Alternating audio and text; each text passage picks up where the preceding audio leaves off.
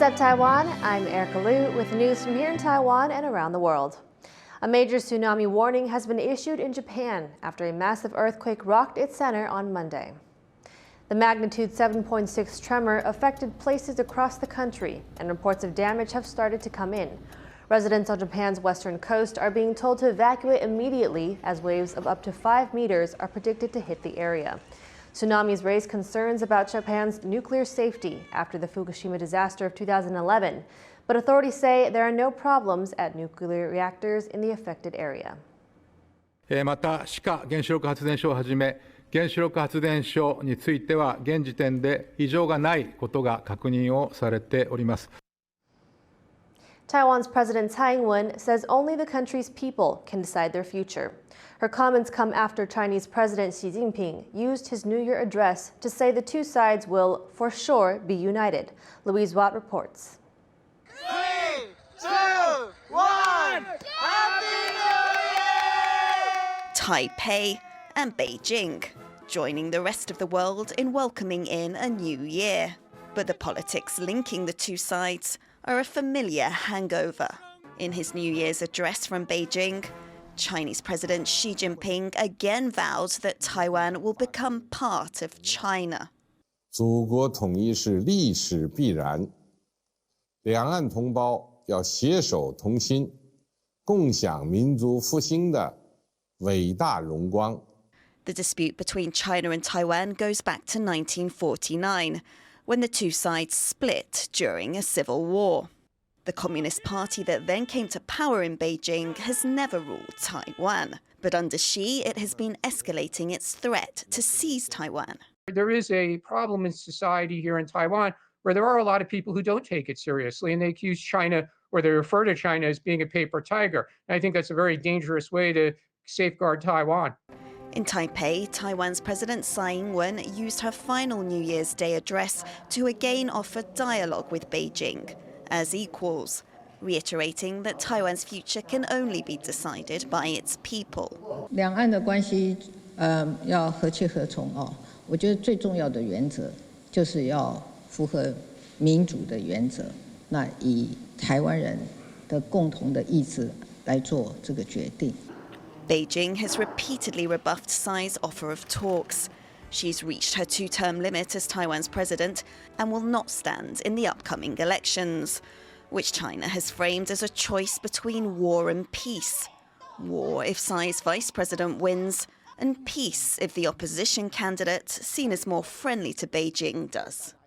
This is what's defining the race to be Taiwan's next leader.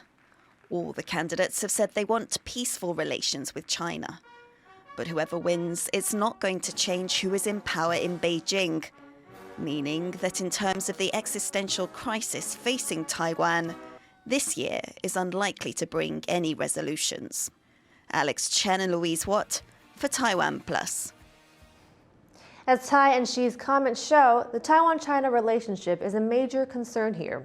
Voters will be paying close attention to the presidential candidates' stances on the issue as they decide who to vote for in 2 weeks. This week on Taiwan Plus, we'll be focusing in on the China factor.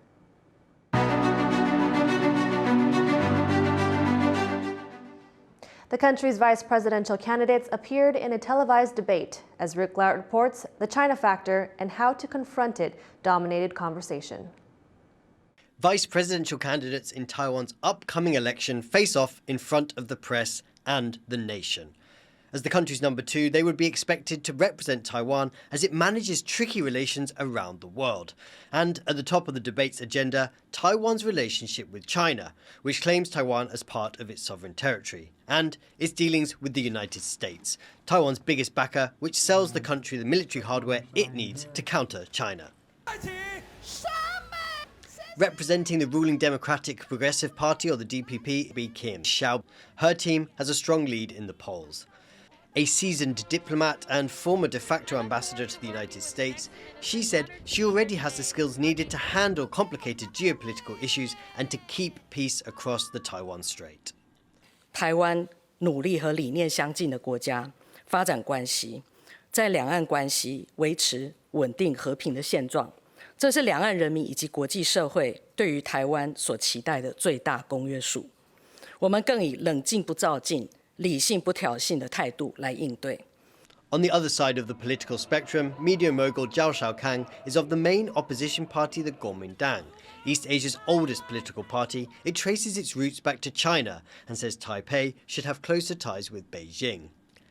Zhao lashed out at the ruling DPP. 全球关注台湾没错啊，关注什么？关注台海会不会战争啊？大家都担心台海会不会战争啊？那谁引来台海的战争？那不就是民进党的政策吗？ The wild card for this race is the ticket with businesswoman Cynthia Wu. Her Taiwan's People's Party are running for the presidential office for the first time and say voters don't have to choose between the US and China. 中国的因素一直是在台湾总统候选的重要因素哦。那国民两党一个是靠中，一个是反中，都失去了台湾自主性，这是个国民两党的问题。所以民众党主张，可以合作的就合作，需要的竞争的时候竞争，必须对抗的时候对抗。 Later in the debate, Wu suggested the three candidates go eat at a buffet restaurant, saying that this way they could each have what they want, even if they don't agree on everything. But for Taiwan's voters heading to the polls in just 13 days, it's a very different choice, and a decision made more complicated by the question of how to deal with belligerent neighbouring China. Patrick Chen and Rick Lauert for TaiwanPlus. Taiwan's defense ministry says it will work to ensure discipline among new military conscripts. The ministry will coordinate with other government agencies to prevent violent incidents and disobedience. It comes as Taiwan's armed forces begin extended conscription of 1 year. The new service period is intended to help prepare Taiwan boost its defenses as China ramps up military pressure on Taiwan. But concerns have been raised over training and facilities for the new conscripts. For more on Taiwan's new 1-year conscription program, Taiwan Plus reporter Sam Hui spoke to Li Siping, a defense analyst based in Kaohsiung. Will Taiwan have enough facilities to accommodate the influx of 1-year conscripts? 我们一直以来最害怕的就是说，当义务役回来之后，有没有营舍可以容纳他们的问题？那透过这样的一个做法，当然能够去解决他们住的问题。那衍生出来另外一些问题，或者说原本就有的问题，就是说，那有没有足够的干部，还有足够的训练能量去允许这么多的士兵同时的进行训练？ Extending military service from 4 months to 1 year can help solve the problem of quantity, but what about the quality of soldiers? 现在国军很多干部其实也非常注重现代化，那他们汲取的薪资的管道，还有这样汲取薪资的决心，其实也可以有目共睹。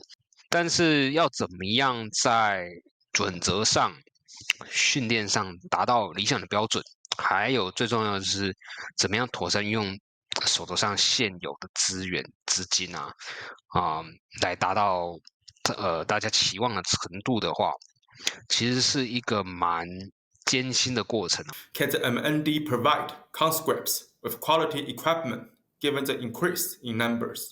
那我们如果今天让士兵具备的是有知识化，他懂得 如何正确的使用装备、穿着装备，从而购买正确的装备的话，我认为这是可行的。而现在在国军单位中，虽然普遍上还是不鼓励说自购装备，但是其实已经有一定程度的允许了。所以我认为自购装备跟国军装备的素质提升，其实是可以并行的。That was defense analyst Li Siping speaking to our reporter Sam Hui. Thank you for watching What's Up Taiwan. You can visit the Taiwan Plus website or follow our social media for more stories from Taiwan and around the world. Finally, we leave you with images of New Year's celebrations in cities around the world. I'm Erika Liu. Take care and see you next time.